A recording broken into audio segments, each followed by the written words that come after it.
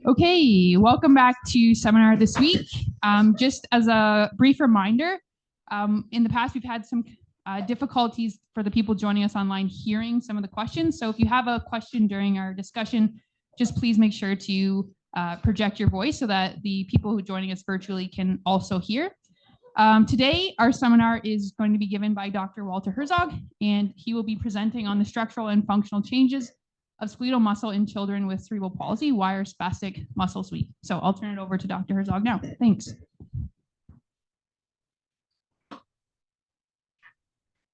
Great. Thank you very much, Jackie, for the invitation, for the introduction. So I've been jumping in here for somebody that I canceled on short notice.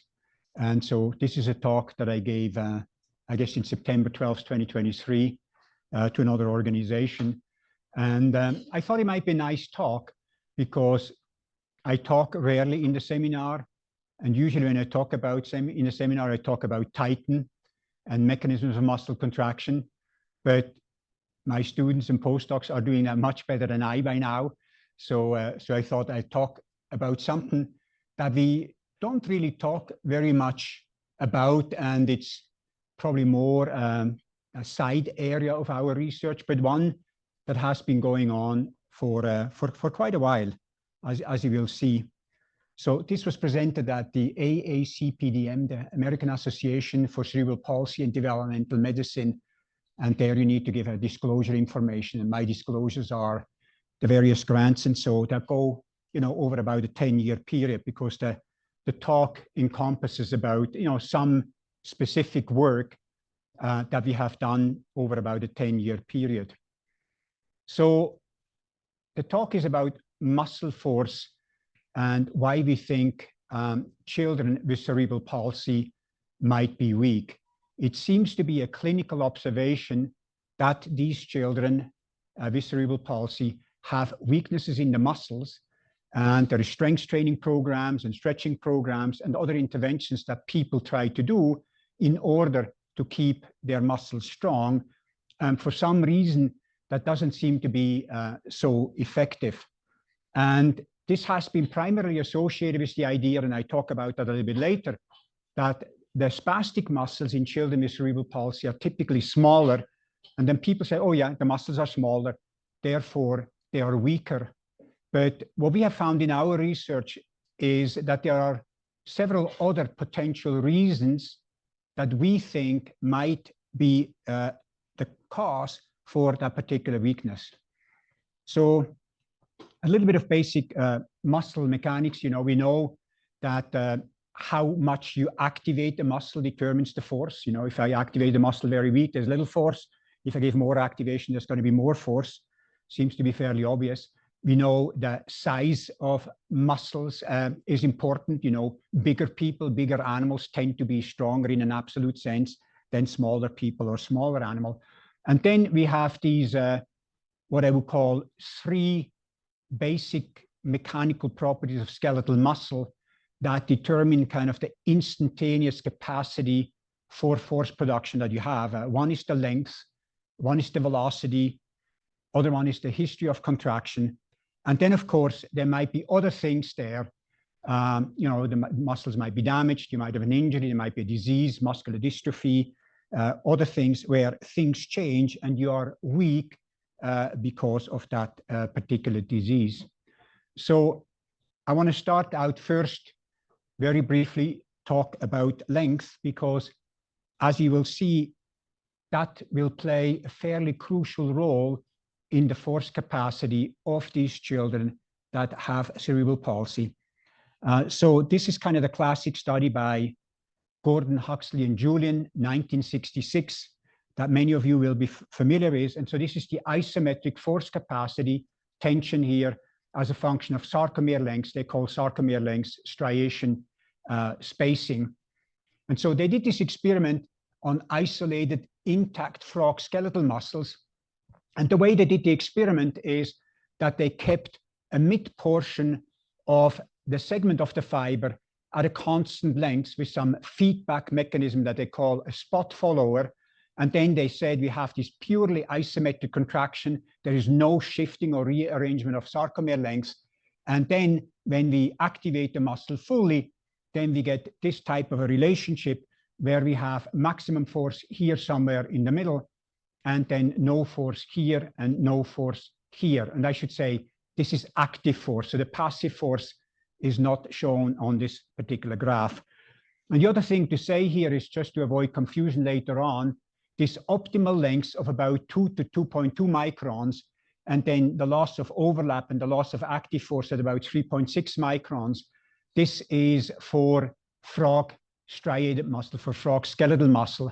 In humans, in other mammals, in other animals, the curve looks different because different animals, including humans, have different proteins, they have different actins and different myosins, particularly the lengths of the actin and myosins is different.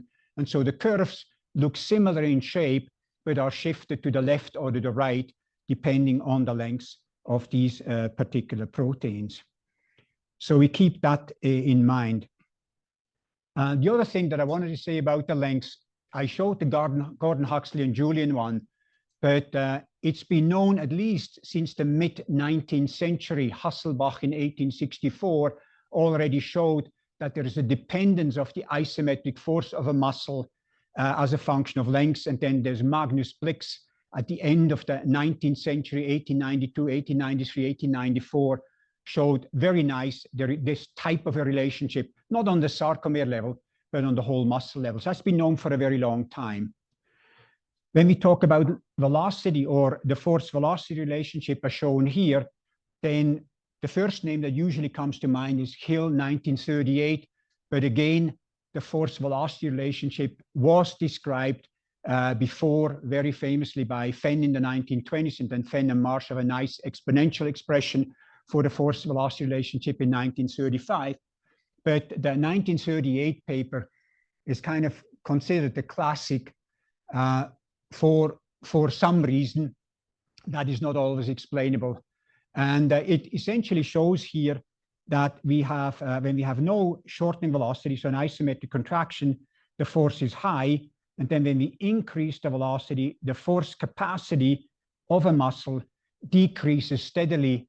And this force, the way it is measured, is force at a steady state at optimal lengths with full activation. So it's a somewhat artificial relationship that you never really would encounter in an actual movement in vivo, but it's one of the basic properties of skeletal muscle.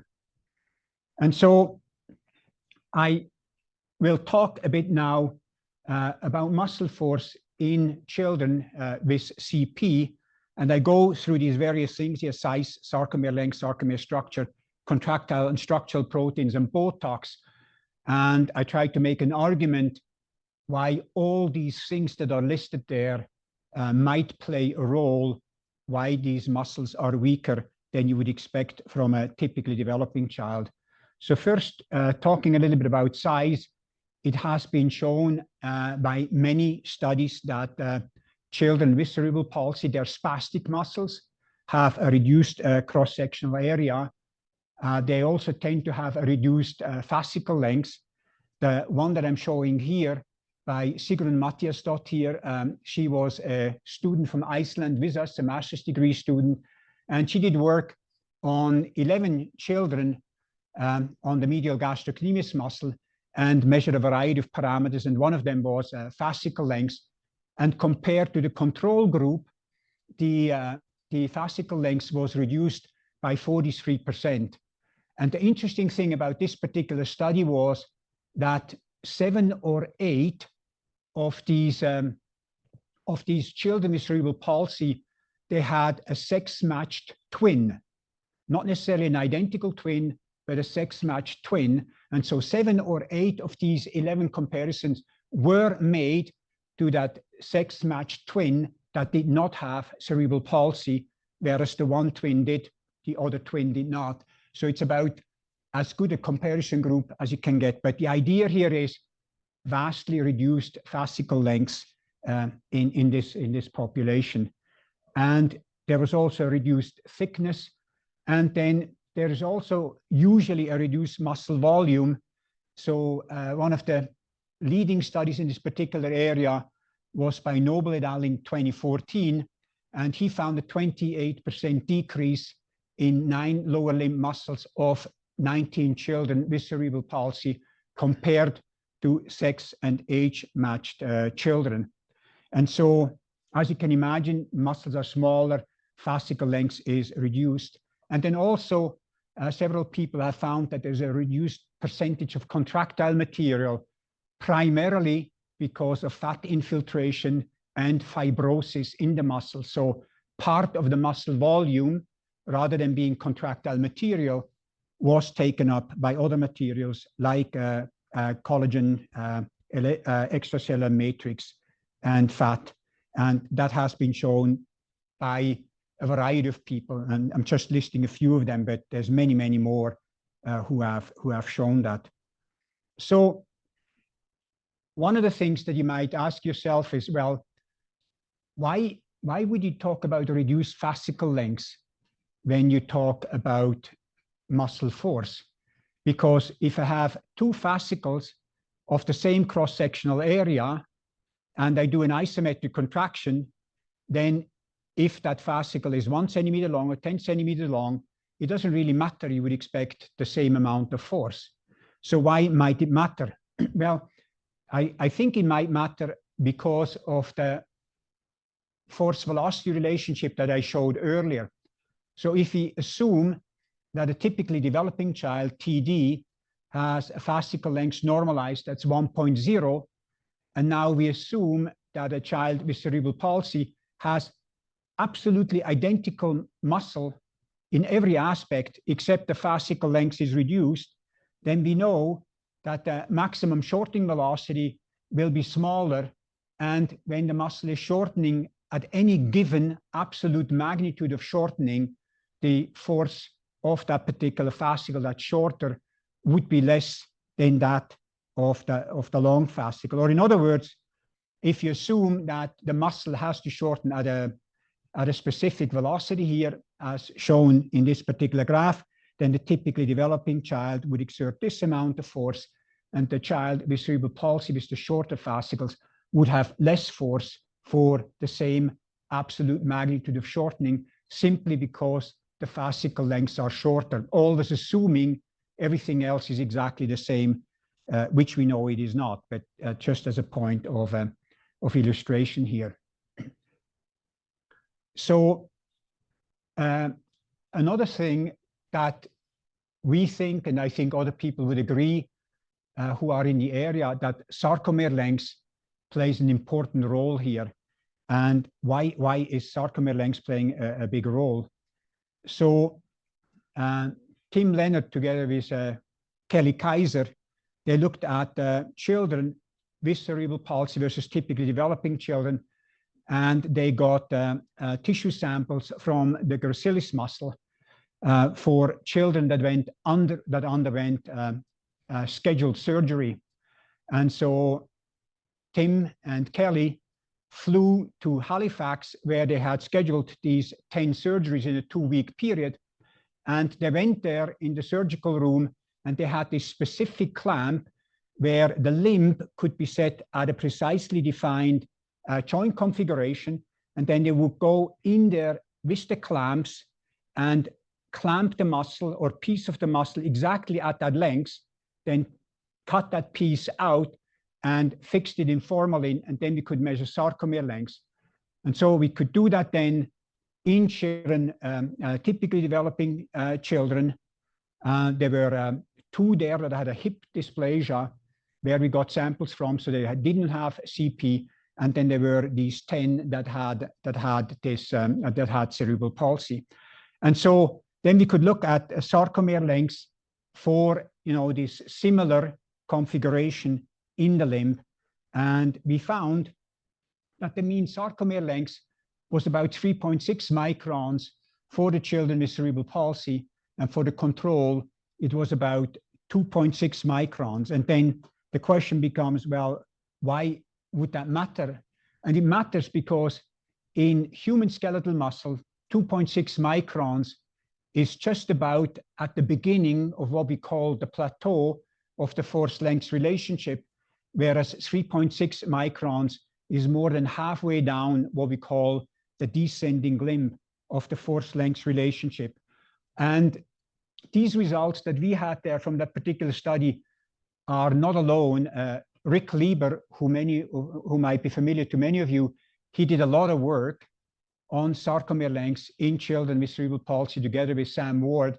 And they usually publish values for other muscles, including this one, for about 3.5 to 4 microns. And some of you who were in Boston at the World Congress, I think Venus might have been there, Rick Lieber gave this very nice talk where he talked about sarcomere lengths in children with cerebral palsy. And he mentioned values of 5 and 6 microns of average sarcomere lengths.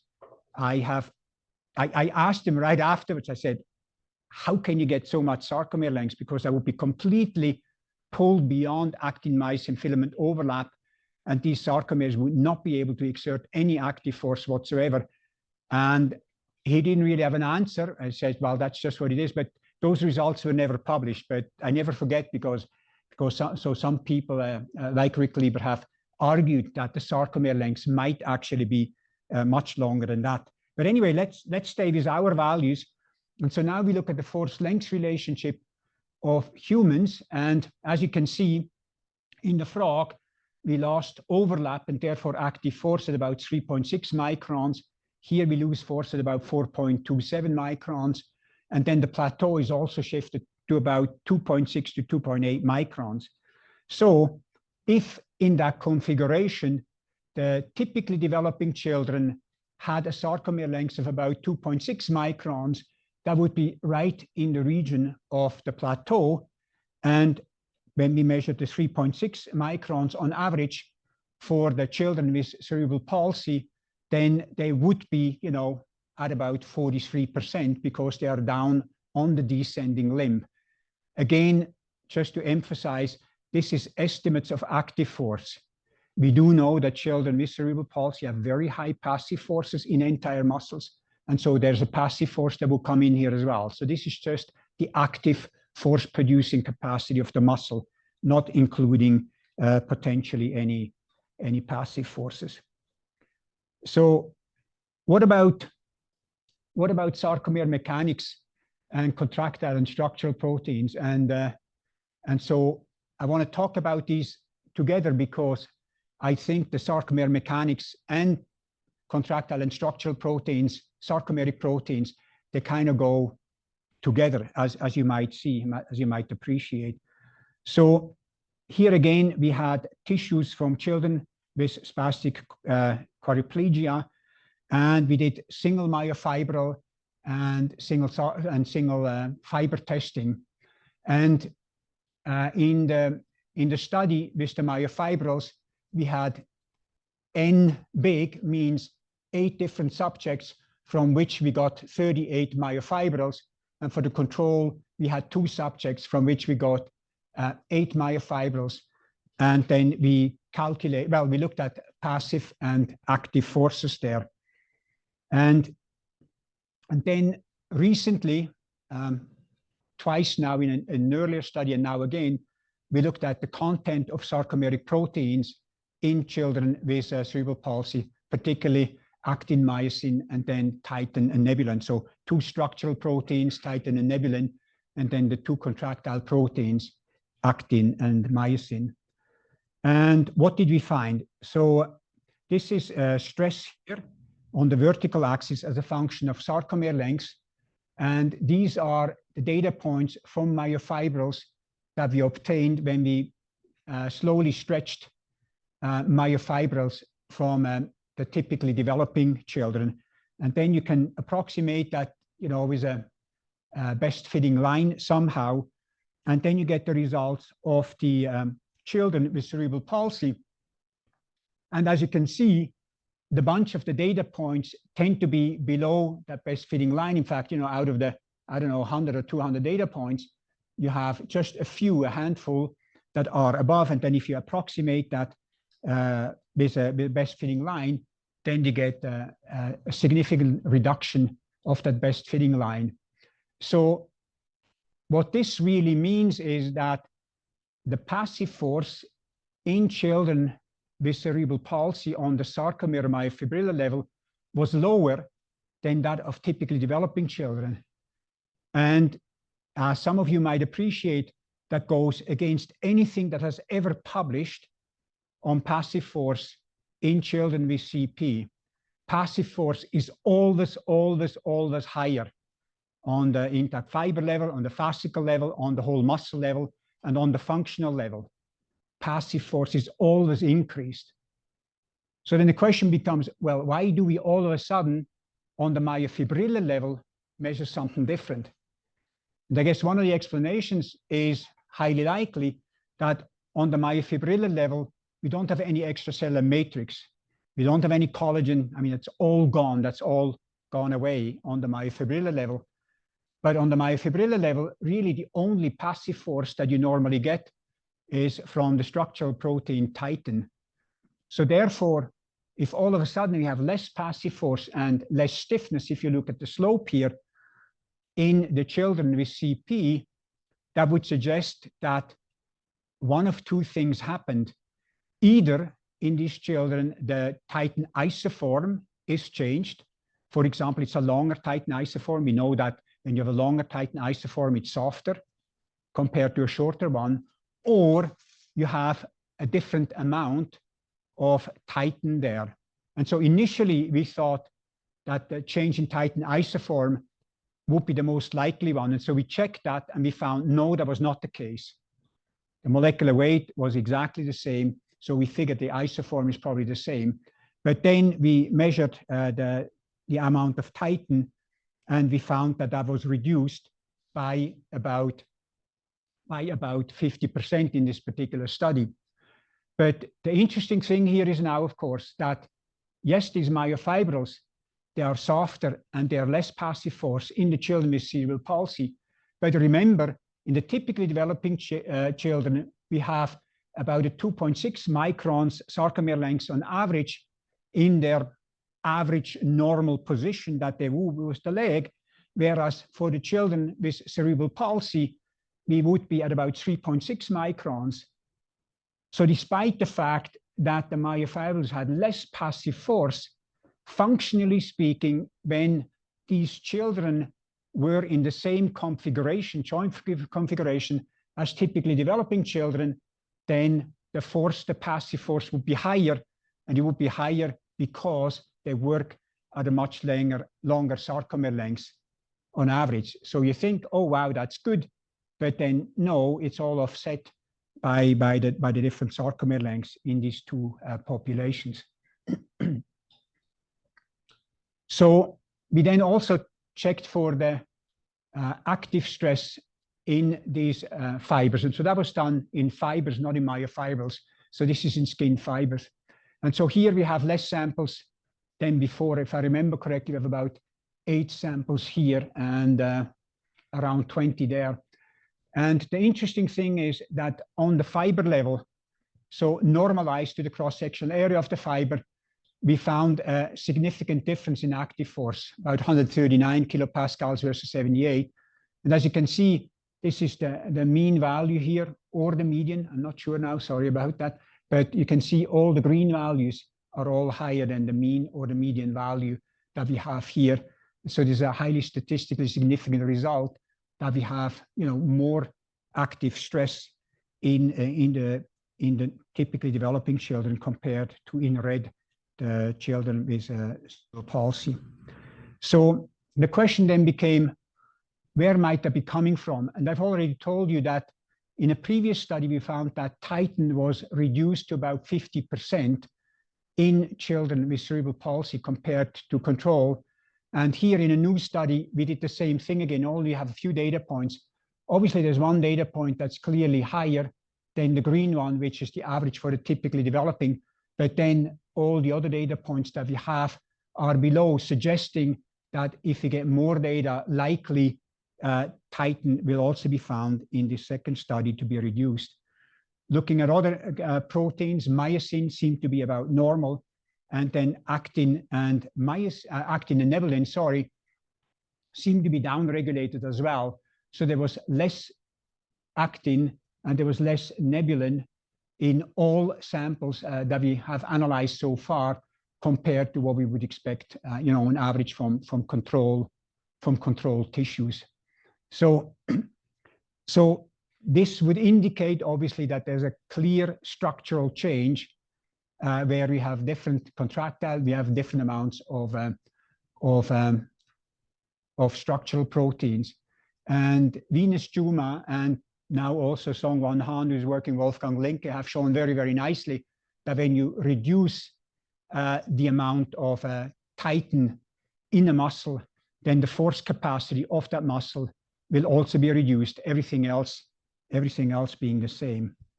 So you can then start to look at this and you say, well, titin is reduced by a certain amount in children with cerebral palsy, actin is reduced, nebulin is reduced, myosin is about normal.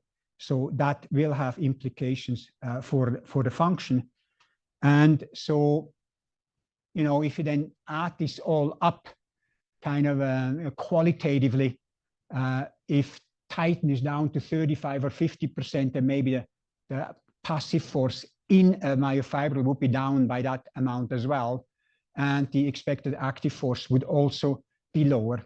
Again, when I talk about passive force here, be very careful. I'm only talking about myofibrils in this particular sense, where titin plays a role. I'm not talking about whole fibers, muscle bundles, and muscles where we know that the passive force, as far as I know, in every publication that I've seen, is always higher.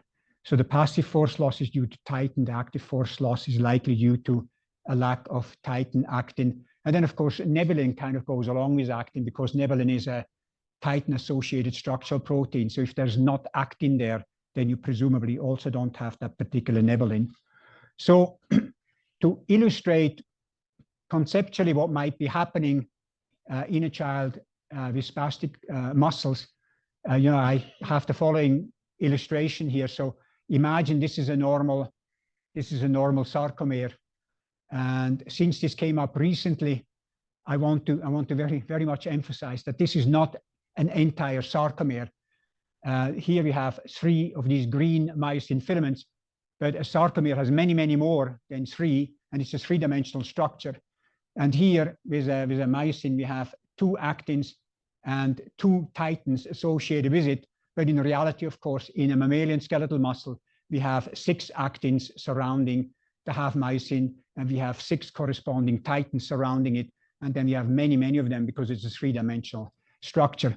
But just on this 2-dimensional structure, so when we imagine that 30 to 50% of the titin is gone, then it might be looking like that.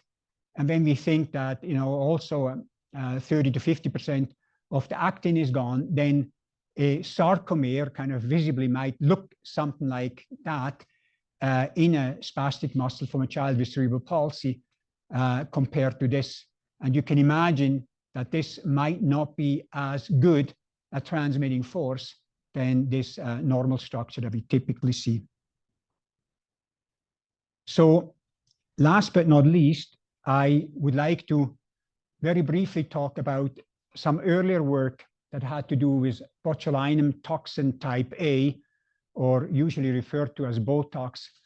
And the reason why I want to talk about Botox is because Botox is used clinically very frequently in children with cerebral palsy.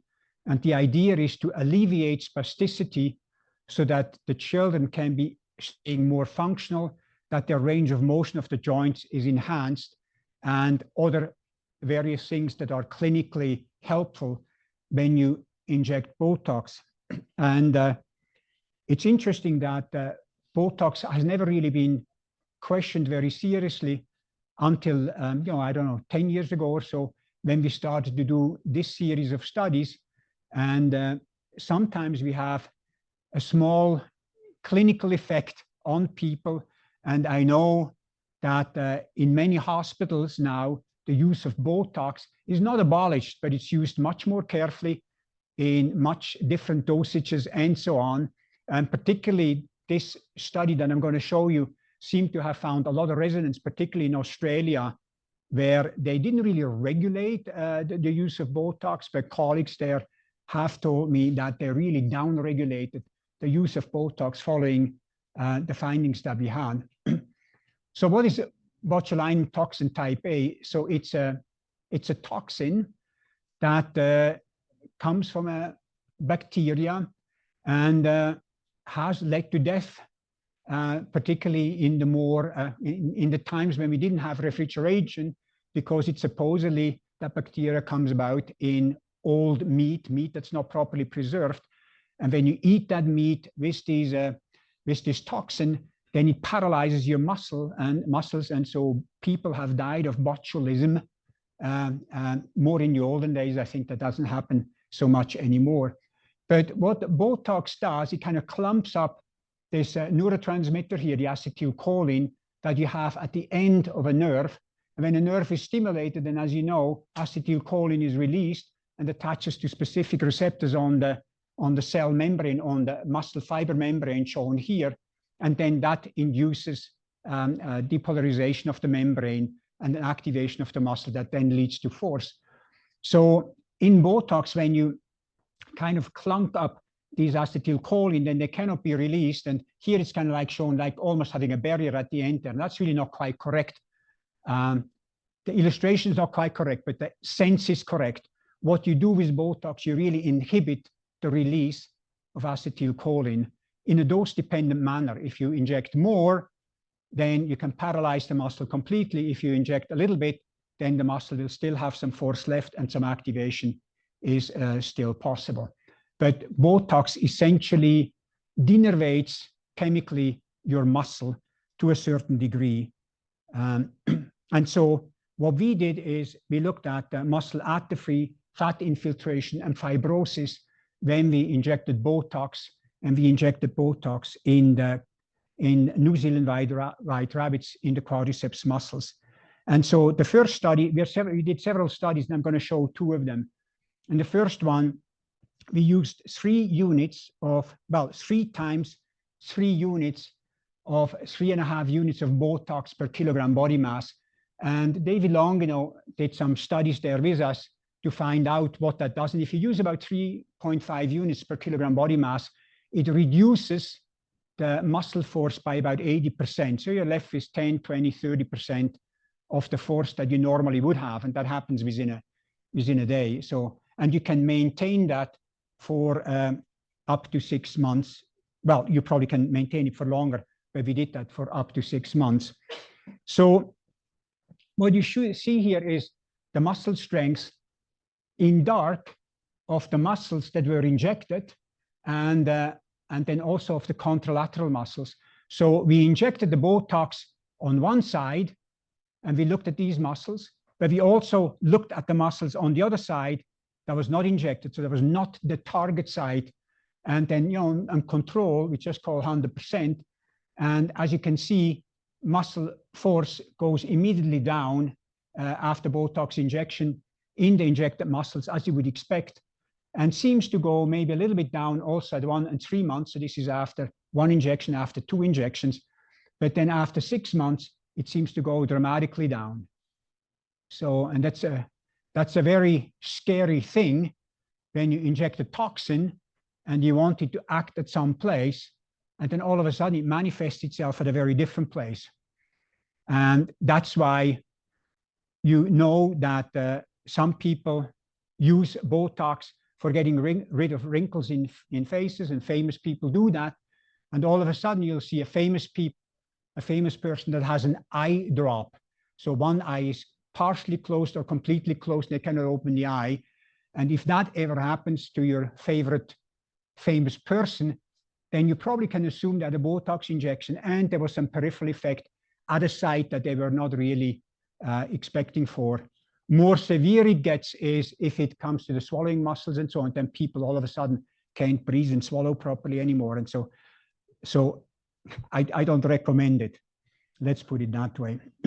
So muscle mass, similar story, reduced, and we can keep it reduced. And then also after 3 injections, and 6 months, it seems to be staying, also affecting the contralateral muscles. So if you now look at some histology, and I like to show these pictures, particularly people that work with the high-fat sucrose rats, where we look at fat infiltration. And you know, the fat infiltration goes from a control of 0.5% to fat infiltration of 2% or so. You can have much more fat infiltration if you inject the muscle, 3 times over a 6 months period. So after 1 injection, there doesn't seem to be very much happening. After 2 injections, there seems to be some white, mostly fat infiltration, a little bit of fibrosis, it seems.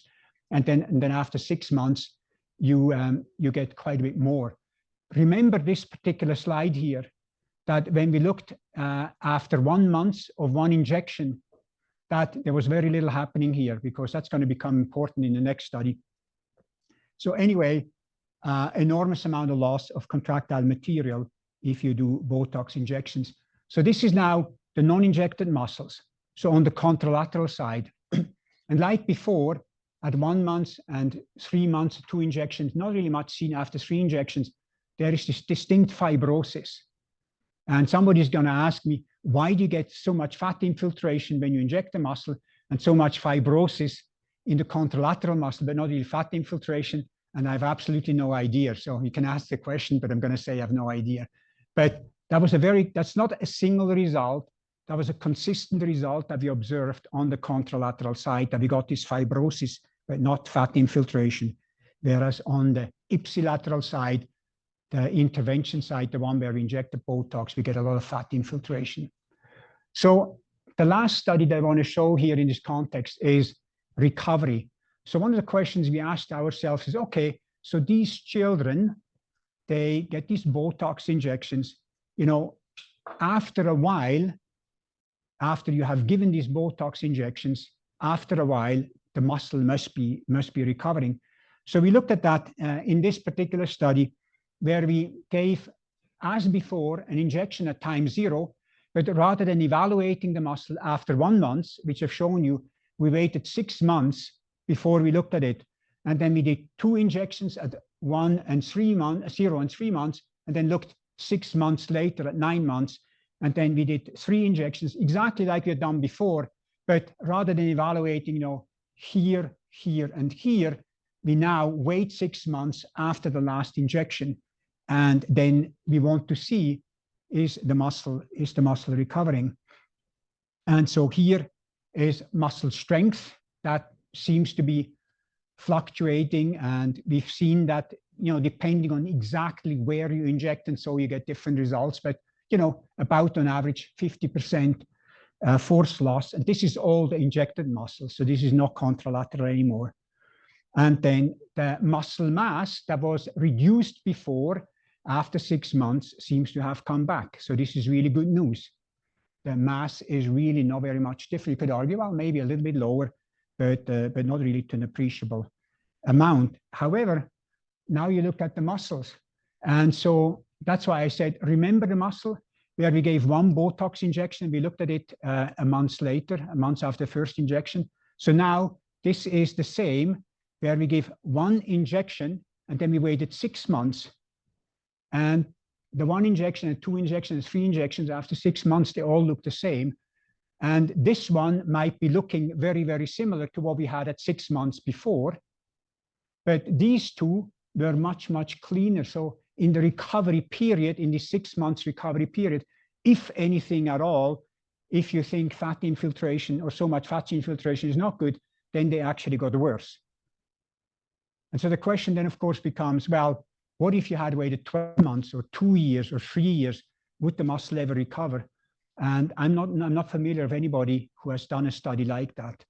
And it's something that would be terribly interesting to see what happens to muscles. Are they able to recover given enough time? But 6 months following the last injection doesn't seem to be enough time. In fact, the effects of 1 injection seem to accumulate and make it worse over 6 months compared to 1 month. So in conclusion, for this last study, recovery after 6 months, force is about 50%, mass is about normal, but the contractile material was replaced by other materials, primarily fat, and therefore is gone. So muscle histology and contractile material does not seem to recover within a 6 months period of single Botox injection. They always like to emphasize, you know, rabbits are much smaller animals than humans, so their metabolism is much faster. So 6 months in a rabbit is really, metabolically speaking, much longer in a human being. You know, you're probably talking multiple years if you kind of translate that to a human being, of course. But then every species is different, and you know, and humans might, for some reason, behave very differently, what we've seen here. So we started out asking ourselves, you know, why are muscles weak in CP? Well, they seem to be smaller and have shorter fascicle lengths. Their sarcomeres seem to be overstretched. They seem to have a reduced amount of some contractile and some structural proteins that we measured. And so if you added that all up, then you might say, well, the total force might be, you know, maybe reduced by 85%. There's very little force left. But of course, if these all kind of sum up linearly or somehow, you know, that's a completely different question, and I don't know that. But the other thing, again, as I mentioned before, this is the active force. That's the force capacity. At the same time, on the whole muscle level, the passive force increases dramatically. And therefore, a muscle might passively, in a certain configuration in a child with CP, be equally strong than a muscle in a typically developing child, except most of the force might come from passive elements rather than from active elements. Whereas for us, you know, we can move our limbs pretty much through the full range of motion.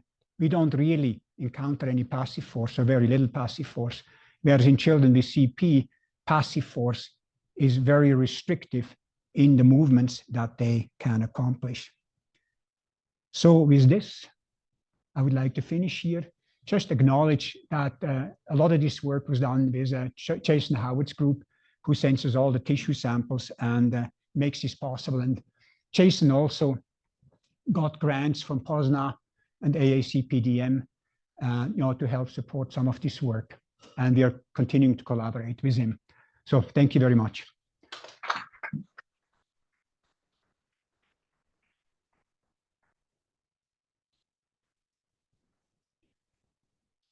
Great, thanks, Walter. Do you have any questions to start off? Yeah, Philip.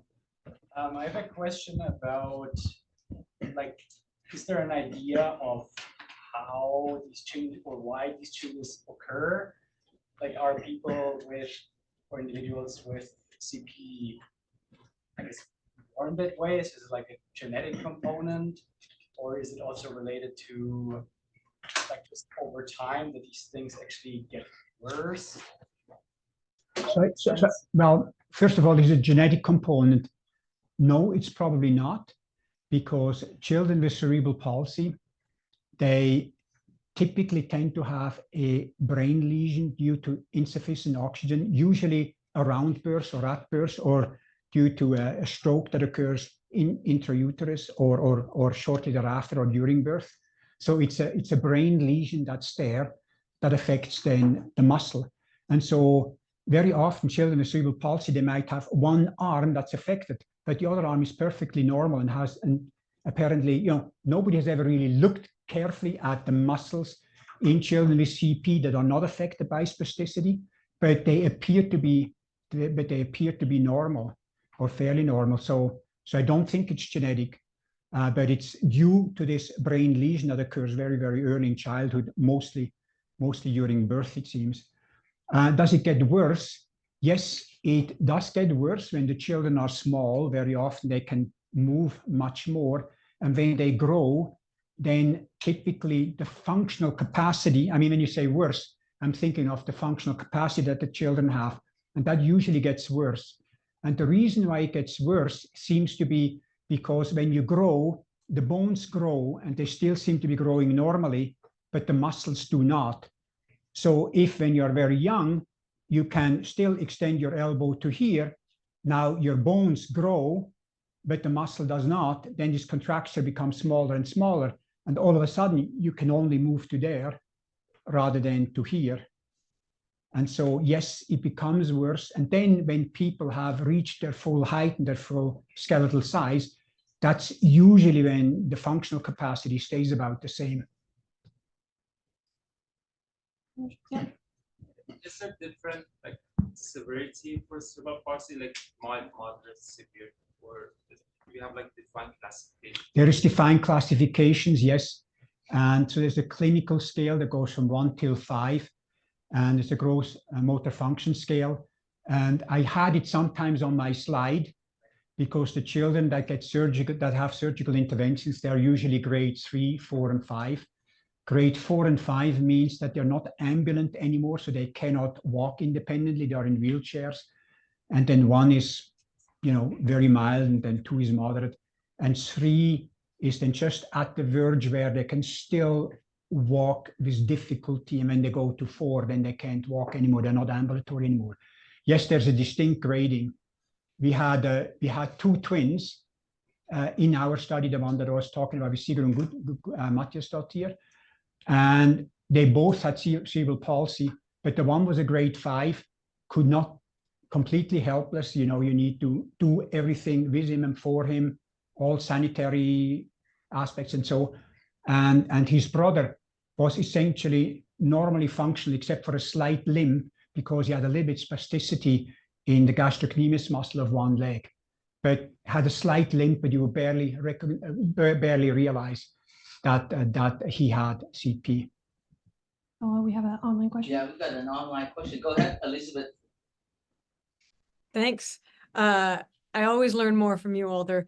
Thank you for the presentation. Why do you think there are changes in structural proteins? Is it an epigenetic change caused by the brain injury? Is it going through growth and development with less voluntary active muscle, or going through growth and development with more involuntarily active muscle, or something else? Well, the simple answer is, Elizabeth, thank you for listening in. The simple answer is I really don't know. One of the things that I would like to find out, particularly with the surprising result that on the myofibril level, the preparations were much softer because of a lack of titin, whereas on higher levels and including the muscle, they are stiffer. I wonder if there might be a loss of titin and therefore the muscle is inherently very soft and therefore there's more fibrosis, or that in response to the fibrosis, when the muscle becomes very stiff, the sarcomere tries to adapt to that and lose titin to not become too stiff. But kind of chicken and egg question. I'm really not sure what comes first. My private theory about the lack of sarcomerogenesis and why these muscles don't grow is that it has to do with the involuntary activation, the reflex spasticity that these children have. It's kind of my dream to be able to control that. And if you had a nice animal model, then I think we could test to recognize reflex responses and inhibit them with inhibitor nerve cuff electrodes, and then see whether or not that spasticity and these changes go away.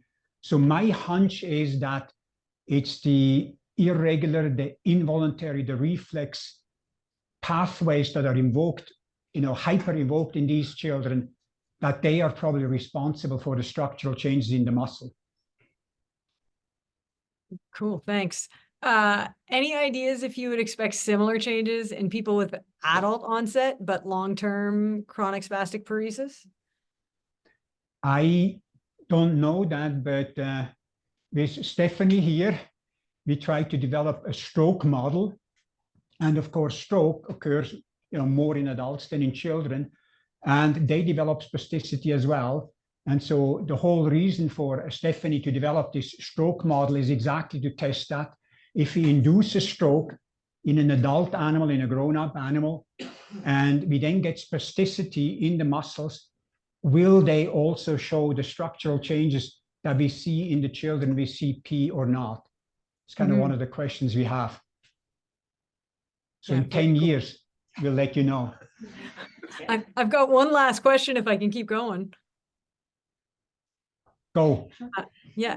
Is there a dose response relationship in your studies with botulinum toxin, as in a relationship between the dose of the Botox and the structural and functional changes you observe? So we have not really looked at different dosages. So we always use 3.5 units per kilogram body mass. So the only dose respond with it is that we gave either 1, 2, or 3 injections, but we always gave the same dose. So we never injected a full amount to completely ablate the muscle chemically, or we never used less where more force was retained, you know, that we retained 50 or 60 or 70% of the force rather than just 20%. So we have not done that. Mm-hmm. Was that 3.5 units going into one muscle? That was 3.5 units into the entire quadriceps muscles. And Okay. we did 6 injections, 3 slightly laterally and 3 slightly medially. So we gave 1/6 of the injection to each part of the quadriceps muscle, but it was a total of 3.5 units that we injected per kilogram body mass. Yeah, cool, thanks. Yeah. Not super relevant to what you would actually presented, but more about the severity of CP. Is it based off of how many muscles are affected, or like the intensity? I think a clinician would be better to answer this particular question. For us, you know, in biomechanics, we classify them, and also the clinical classification goes according to the functionality. You know, what can you do? And, you know, the big cutoff is whether or not these children can walk or not. If they can walk, then they are like 1, 2, or 3. If they cannot walk, they are classified as 4 or 5. And Elizabeth, who is listening, and other people that more clinical people might give you more of an answer what goes into the classification scheme. But yes, they are typically, from a clinical point of view, evaluated how functional they are. I actually have a question. So in the test that you did for the Botox, it's all healthy animals. Do you think that there would be as much of a functional consequence? Like, if presumably a muscle can't become like 100% fat. So if you had a muscle that was already like affected by CP or stroke or something, and it already had a lot of fat accumulation, do you think that it would be like a meaningful increase with the Botox? Yeah, I would assume yes, that still changes would be happening with the Botox. And I'm primarily saying that because, you know, you essentially denervate the muscle, and I think there would be further structural changes that would be happening if that was the case. But to what degree that would be, if it would be as severe as in a healthy muscle, then I don't know that. And now I'm saying something that I probably shouldn't say, but at one point, a few years back, we injected Botox also into muscles of the same rabbits, of New Zealand white rabbits, but into the back musculature. And the effects were much less severe than in the quadriceps muscles. And just to preclude any questions about that, I have no idea why. But it appears that it's not only maybe species relevant, but it might also be relevant which muscles you actually injected. And it seems that the quadriceps muscle in our hands were severely affected, and the back muscles to a much lesser degree. And then for the gracilis muscles samples that you had from the kids with CP, like if flexor muscles or kind of more distal flexor muscles are more affected, since the gracilis is like I guess a hip adductor muscle, would you expect that those are kind of like on the lower end of the spectrum in terms of muscle changes, like sarcomere, like being overstretched, that you would see across the body? So on the lower scale, meaning that in other Like muscles it less. would be more severe, or I don't know that. And I'm not sure if anybody who was in Boston remembers what Rick Lieber said about the sarcomeres that were up to 5 or 6 microns. They were in different muscles. So there appear to be differences in different muscles about the sarcomere lengths, but I cannot remember if that had to do anything with how distal they were, for example. Yeah. that question? Yeah. Sorry. So in your slide on Angler's passive force, looked like there was a lot of overlap between the groups. So is there a correlation between the passive force and the clinical scale? We, in a study that I didn't talk about, and Tim might remember it better, but we found different amount of stiffnesses in some of the children, and they had a certain dislocation at the hip. And Kelly Kaiser published this paper where more stiffness was associated with more displacement of the head of the femur out of the acetabulum, I guess. So there appeared to be a relationship in the hip and how the hip was displaced compared to the stiffness of the muscle. When you look at the different proteins in the deficit,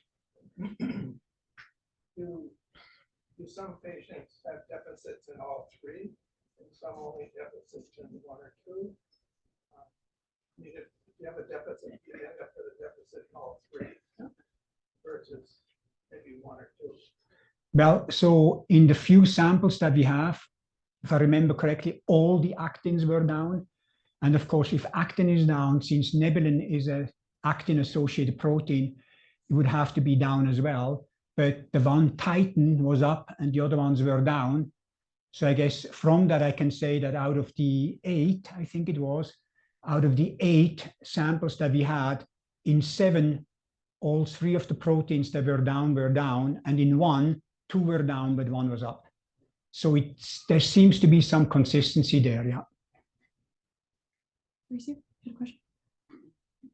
Walter, do you know if these structural changes in muscle will be similar that we see in other neurological diseases like multiple sclerosis, Guillain-Barré, or something related with this dysfunction of the second motor unit? Because it seems to be, for me, the spasticity is the biggest connection between the activity. But in those other neurological diseases, we have a lack of activation, completely lack of activation, because it's a second motor unit neuron that is affected. So, you know, if there is some relation with that change? I don't know that, but my hunch would be, my speculation would be that it's different. If you have hyperactivity or hyperreflexivity compared to a lack of activation, I would assume that the muscle adapts differently. But I have no evidence for that, and I've never read anything about that, so I don't know. Brent? Am I right to assume that it would be hard to find a child with CP that has not had the Botox treatment? Like, is it more common to get the treatment than to not get the Botox? You know, I don't know what the percentage is, but children that are ambulatory and can function in that sense, so they stay in the 1 or 2, they would never have Botox injections. So really the Botox injections seem to come in at about levels 3, 4, when they are just about to have to go into a wheelchair. And I think the idea is with the Botox injection, you might prolong that time out of the wheelchair for a little bit. But I don't know how many children percentage-wise would be affected like 1 and 2, and how many 3 and 4 that then would get the Botox injection before they then would have a surgery, presumably. But it's not every child gets Botox injections, yeah. It's just, Lee was telling me this morning that you can use PQCT to actually look at muscle tissue quality and like infer fatty infiltration. Yep. So I just wonder if people have done that work.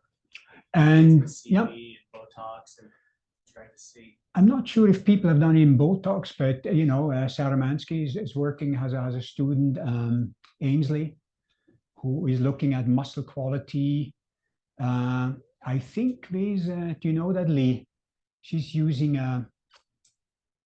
she uses. She's using I think, yeah, exactly. I think she used CT, yeah? Yeah, CT images. Yeah, CT scan and Yeah. critical care adults. And some people use ultrasound. A lot in, like in the physiotherapy circles, a lot of people look at the echogenicity from ultrasound things to evaluate the amount, well, muscle quality by judging the amount of fat infiltration. So there's a fairly big movement that I'm aware of about the last 5 years, where people try to use different imaging modality to get at muscle quality. In CP.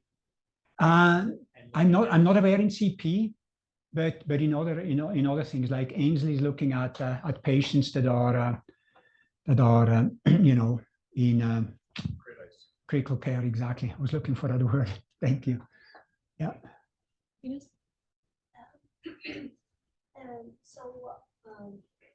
I know that there is no treatment now for CP. And as a muscle person, so you study this. And so what is your philosophy, strategy to rescue these muscles? Yep. Like theoretically speaking. Well, you know, when you talk about CP as a brain lesion, then supposedly that's a static lesion that cannot be healed. So I'm not even going there. But if you look at the functionality, the side effects, the muscles, then you know, my theory is that we could keep these children much more functional if we could overcome the lack of sarcomerogenesis or longitudinal growth. So I'm really interested to find out how can we potentially stimulate muscle longitudinal growth. We know in children with CP by stretching the muscles, which works in animals and in humans, that doesn't seem to work. That doesn't seem to give sarcomerogenesis. By applying additional force, that doesn't seem to be changing the sarcomerogenesis. So the normal ways of how we induce sarcomerogenesis in a healthy mammal doesn't seem to work, but it would be my dream and probably would be my only lasting contribution to clinical science ever if I could figure out how can we activate sarcomerogenesis. So that, you know, that is really what I'm kind of in the back of my mind focused on, to figure out how does that work and can we potentially control that and then clinically apply. That would be a dream. Yeah. Do you think that you could offset some of the negative consequences of the Botox using something like exercise? Like say if you're reducing the activation, but say you like increase the frequency of the activation, could you offset some of those negative consequences? I think that's a good idea. We have never tested that. I'm not aware of anybody who has done Botox and then tried to do systematic exercise, either in animals or with children. So, but exercise tends to be so good for so many things. So I could imagine that might work. Any other questions? Yeah. I don't know if they still do it, but Yeah. Well, no, Dave, you go, but he's been hiding there behind the thing. And yeah, so you're next. we used to do tendon transfers. Yep. And so if you put the muscle in a different environment, the tendon transfer, does it change the structure of the function of the muscle? I'm not sure if it changes the structure of the muscle, but if you make a tendon transfer with a healthy muscle to help out spastic muscles, then I would assume it would immediately adapt. So for example, if you overstretch it or understretch it, sarcomeres would immediately adapt to that. And of course, there's a famous study by Scott Delp, and he took one of the, I forgot now which one, but he took one of the quadriceps, I think the rectus femoris, and tried to bring it back here to make it a flexor. But it didn't work. And the reason why it didn't work is because the muscle was so embedded and was so attached to other muscles here that when it was activated, you would still extend the knee and not flex it. So in order to really do the transfer, you cannot just take the tendon, it seems, and put it somewhere else, but you really would have to isolate the muscle and make sure that it doesn't integrate with the other muscle and then kind of take the whole muscle around. So in the couple of things where we tried to do that didn't work. Tim and I tried to do that many, many years ago, do tendon transfers and see how muscles would be adapting. And but for a very specific reason, that never worked out. So you had a question behind the pillar? So given the fact that there's only 50% sarcomere content within CP sarcomere, but it's 40% longer, is that compensated completely with just like the thickness of the sarcomere, or is that just that it's only during active contraction that it stretches that much, but it's shorter at rest? I didn't quite understand your summary there at the beginning. Can you say again, if a muscle has?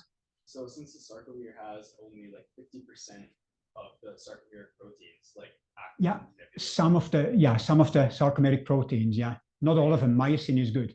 Okay, but so wouldn't you expect the sarcomere to be shorter rather than longer, or is that compensated entirely by like, the sarcomere thickness? Well, how long a sarcomere is probably doesn't really depend very much on its internal structure.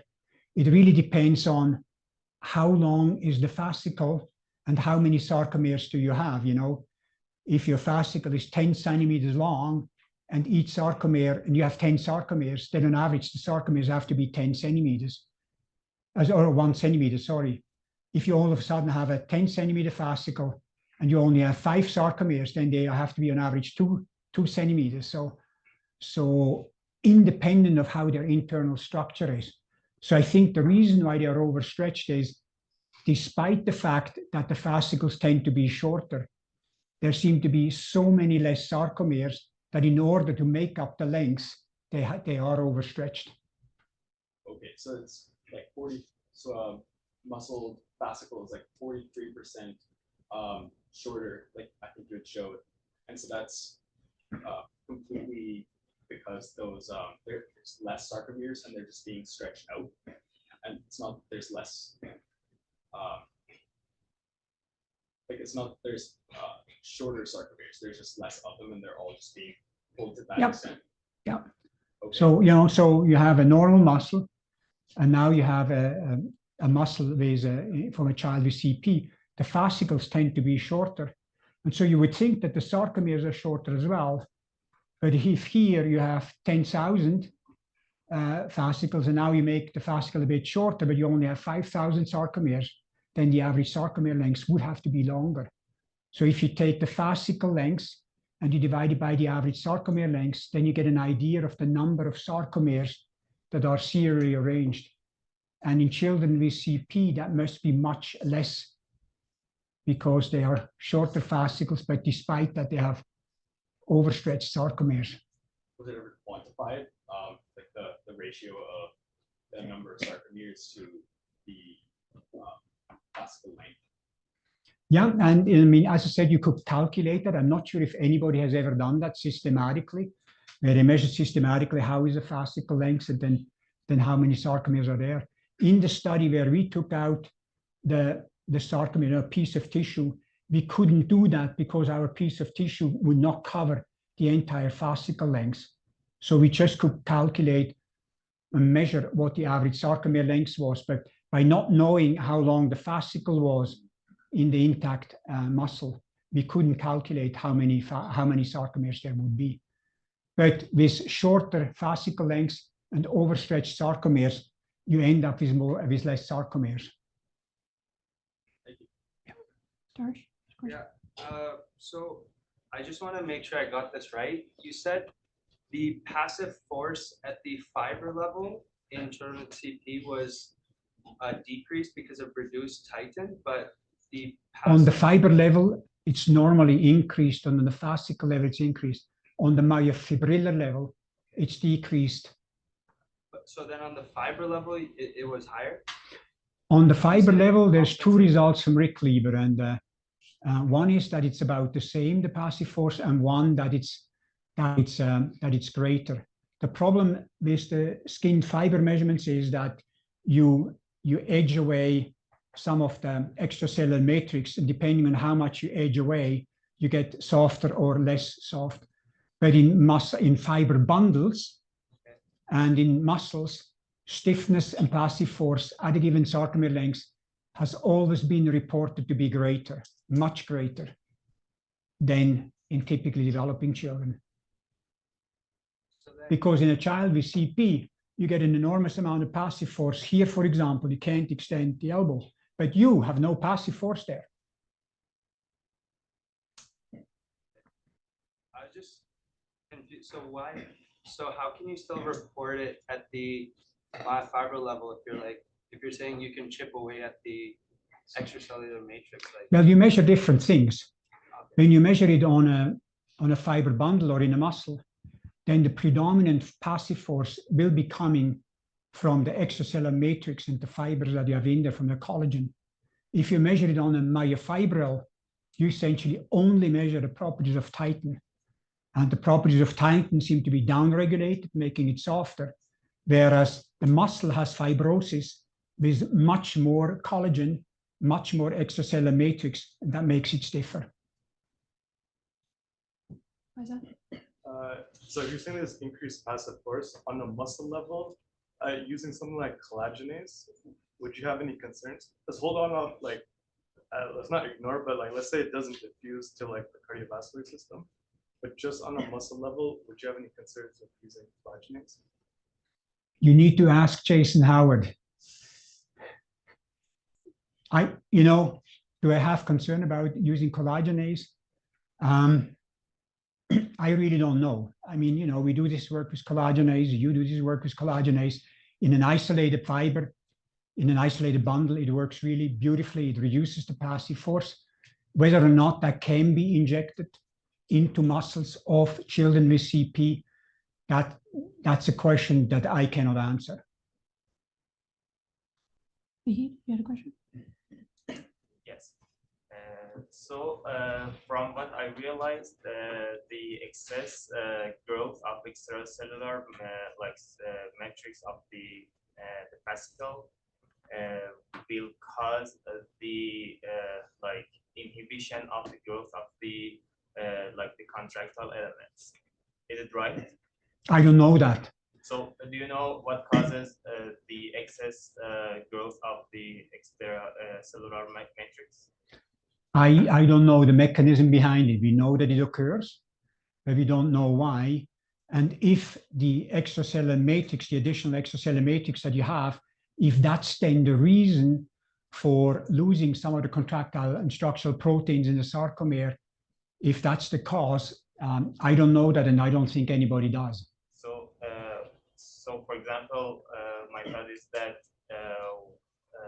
if we can control the growth of the extracellular matrix, then we can control this disease.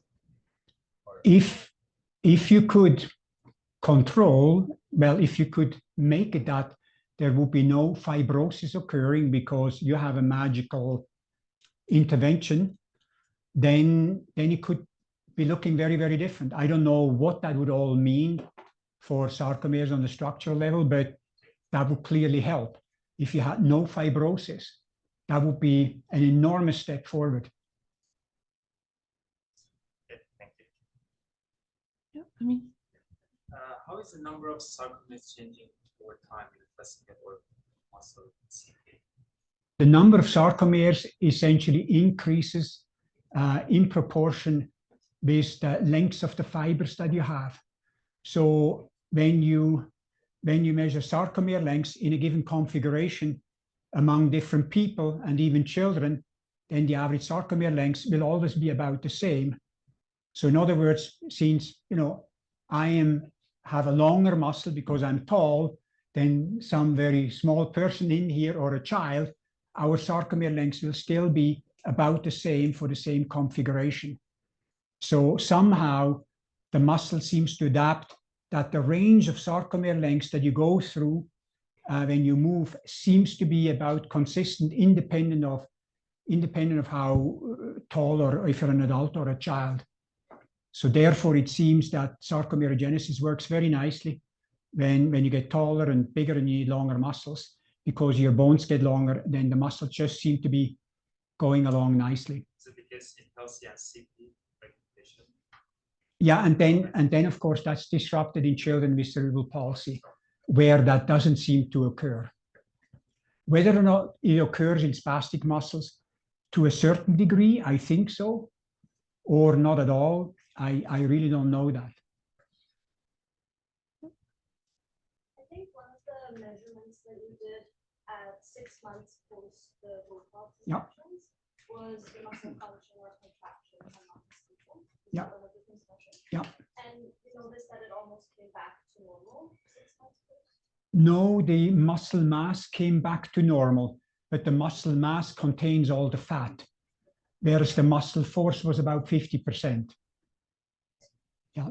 So one graph, the muscle strength was down, but the muscle mass was almost back up to the same.